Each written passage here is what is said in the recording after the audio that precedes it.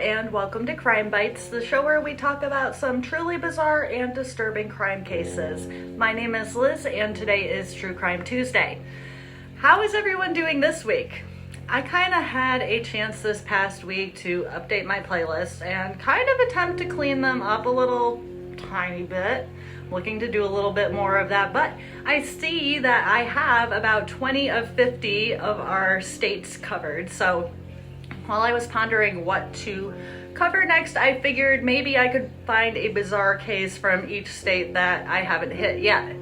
And the case that I found for today, actually, before I had this idea, but it ends up working out perfectly because it takes us to Maryland, and we haven't been there yet. But before we do that, Maryland is known for its coastal views, and let's pause for a quick promotion from Sandy Claus, actually. And I'm just gonna let him introduce himself. Hello, everybody. It's Sandy Claus. And yes, I am fully aware it is only November 8th, but if you would not believe the amount of Christmas decorations I have seen, I went and I stole. I have this hat. I have a hat. I have this hat. I'm calling myself Sandy Claus, and I have made myself available for purchase on Etsy. Ho ho, that sounds a little bit off. I might find myself on the naughty list this year. Hoop, hoop, hoo! Have a fantastic Friday, everybody. That's right, Santa Claus on Etsy.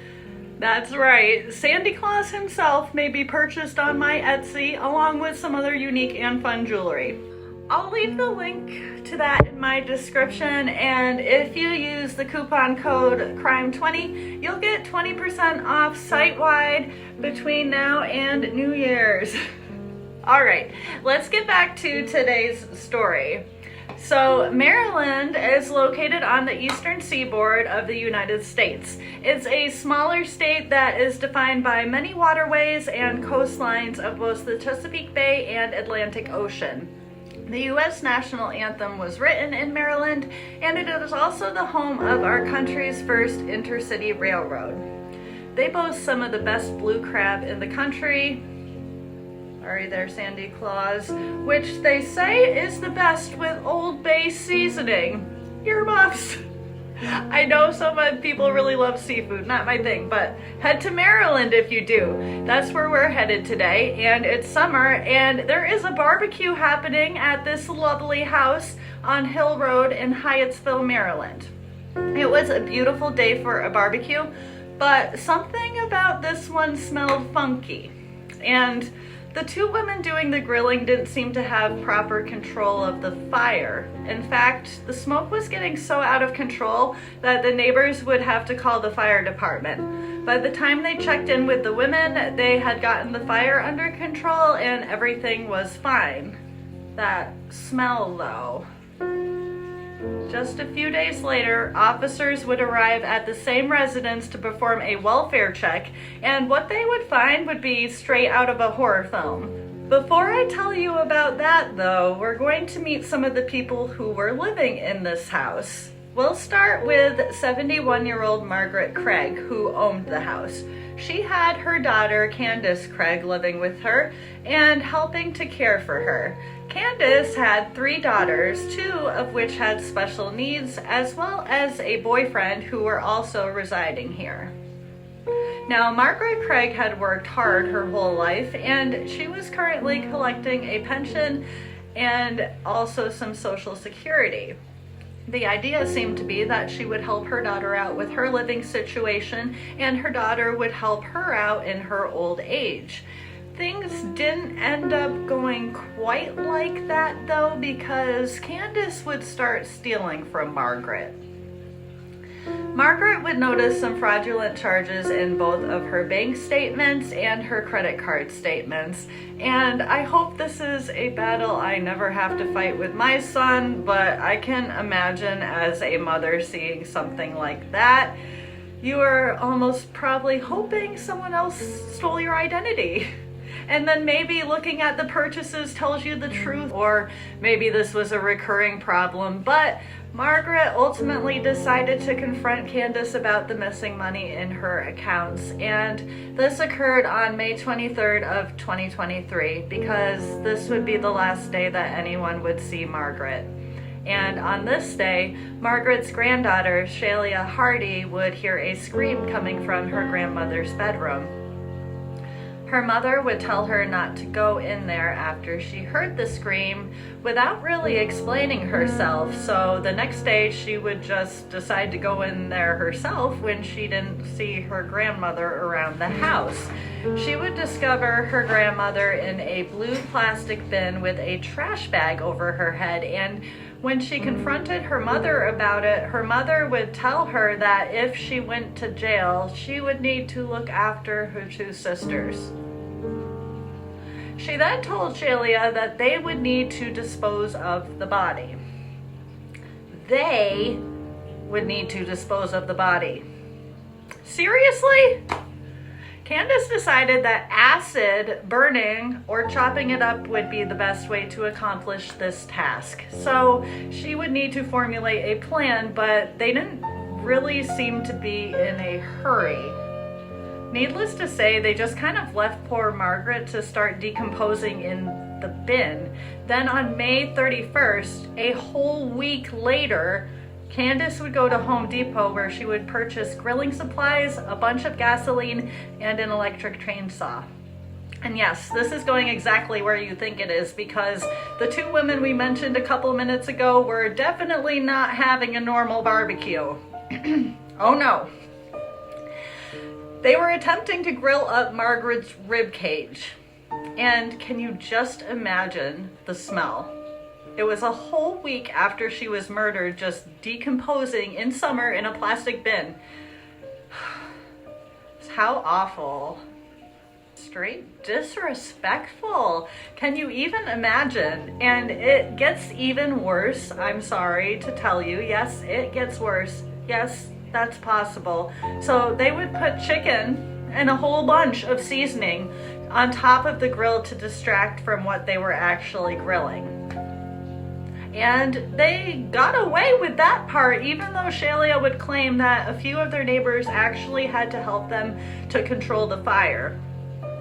How they did not see what they were really cooking, I don't know, but Shalia was caught in a few lies when testifying, so you know, things that she said obviously need to be taken with a grain of salt. It is important to note that she is also one of the daughters with special needs, so of course that is a factor in everything that she did, and possibly why her mother was able to get her to commit such terrible acts after the murder took place. Either way, they left Margaret's ribs outside to cool down and brought them in the next day.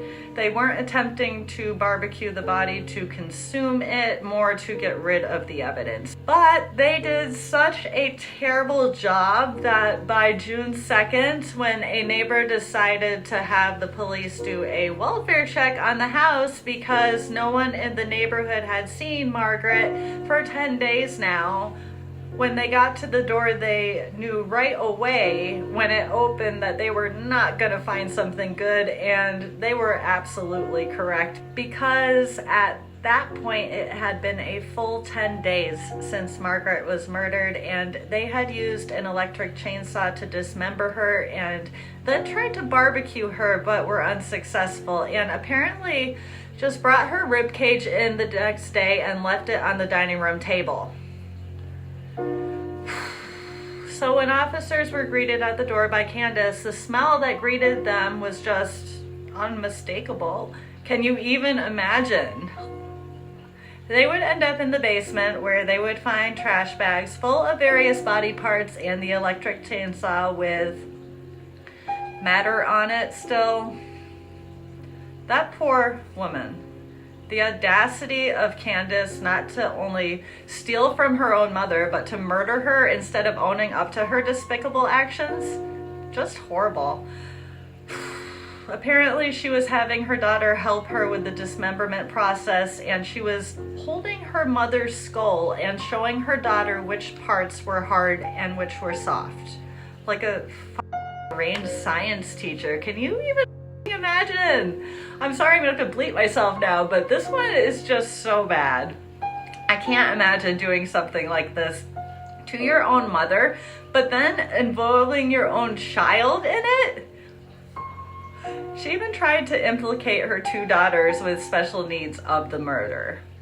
You are just beyond degenerate. She apparently would wire herself $1,000 from her mother's Capital One card an hour and a half after she murdered her.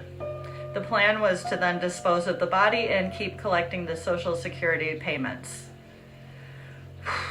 But there is literally no nice way to say this.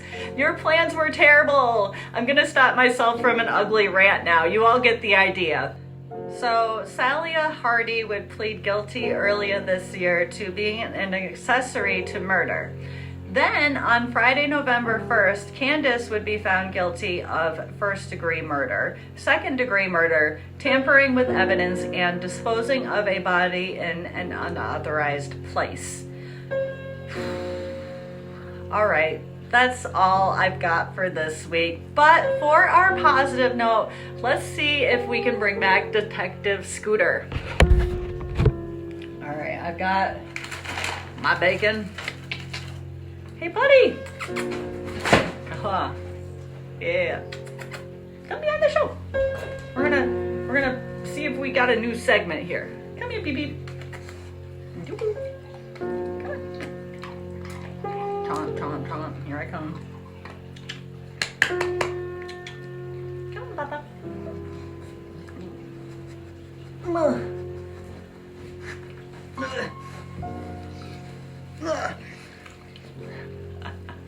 All right. Let's see. He wanted to dish out a hard truth, and we'll see how it lands. Come on, Scoop Dog. Okay, so for this week's hard truth with Detective Scooter. Let's see if this works. Is this a detective hat? This is a detective hat. Scoop Dog.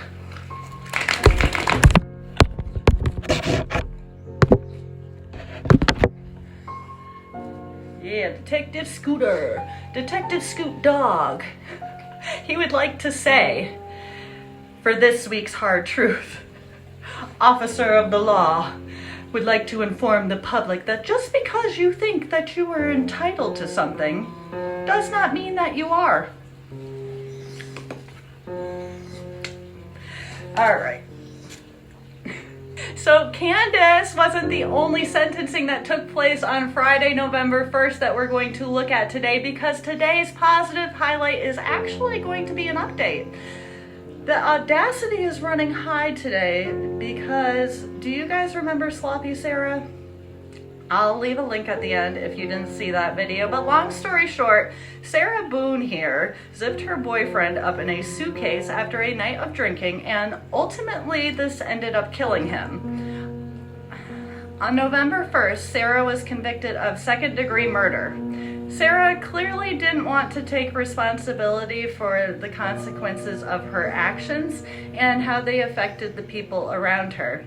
She just wanted to tell her story and have people accept it. Life doesn't work that way, does it though? Does it, Scooty? Anyways, we left off in the episode about Sarah with her being on her 8th public attorney, with both her attorneys and her jumping ship for irreconcilable differences. So that's where we left off, and when Sarah's 8th attorney didn't work out, the judge decided that she had effectively lost her right to a public attorney. Her antics were that bad that she was no longer entitled to this 6th Amendment right. I know. She would either have to hire an attorney or represent herself. Wouldn't you think that would be worse? Oh man, imagine that. People representing themselves. I've actually sat in a courtroom where a judge told someone that she wouldn't allow him to represent himself, and I'm pretty sure that's not allowed, but she actually said it like, I will not allow you to, the more you know. Anyhow, Sarah put out a handwritten ad as a response to this, reading, "Inmate seeks attorney." That's enough right there. It's like a what? It's a what ad. Let's keep going. Looking for a prosperous challenge? Ready for your up close on national television? Are you zealous with a side of keen? Show the world who you are. Original creativity, extraordinary expertise, confident ingenuity. Did I even say that right? Qualifications must include being trustworthy, honest, passion-driven, open-minded, exceptional problem-solving skills, client inclusion at all times, team orientation, collaboration, extreme efficiency, listening, because we all know how much she likes to talk. Oh man, guys. I'm sorry, this is too much. She's throwing out some fun words. Communicating, understanding, dedication to success, possessing a winning mindset, capability of excellence in representation, committed, maintaining faith in the client and case, and the ability to think differently. There. Overcome all circumstances. Epic opportunity awaits. Sarah Boone, inmate number 20005623, Orange County Corrections Department. And this last part rings with that ever-present victim mentality. Invest in the oppressed. Believe. Wow. And would you believe me if I told you that worked? 'Cause it freaking worked. Victim mentality for the win, because Attorney James Owen was actually following the case, as so many of us were, and decided to give it a shot. And he really tried, but like I said, it just seems justice is finally prevailing. She was convicted on November 1st for the murder of George Torres. Last Monday, he put in a motion for a new trial, so we'll see if he is successful. Sarah's sentencing is set for December 2nd, and at the moment, I didn't see a date for Candace's sentencing, so we'll have to do sentencing updates for both of these ladies. All right, that's all I've got for this week, guys. I hope you have a great one. If you want to see Sarah's audacity in all its glory, click the link for that episode. It's a little longer and has a few clips of Sarah in action. All right, we'll see you next week. Stay safe out there. Bye.